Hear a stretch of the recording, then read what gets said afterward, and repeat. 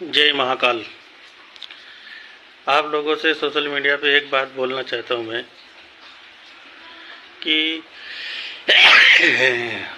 आप लोग के बीच में जो आप लोगों ने वीडियो बना रहे हैं सोशल मीडिया पे, तो वीडियो बनाने के बाद में जो आप लोग ने पोस्ट कर देते हैं, तो वीडियो पोस्ट करने के बाद में थोड़ा टाइम के बाद में आप लोग ये देखते होंगे ज़रूर कि हमारे वीडियो को लाइक कितना मिला, सब्सक्राइब कितना मिला, कमेंट कितना मिला।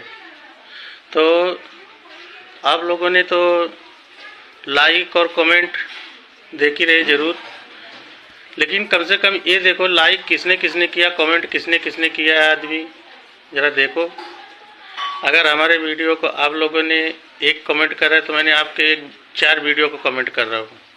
कमेंट का मतलब ये नहीं कि मैंने कुछ इसमें लिखना है, नहीं लिखा है, हमारे पढ़ने लिखने को तो आता नहीं है, लेकिन हमने आपके वीडियो को कुछ भी तो छाप के तो देख रहा हूँ।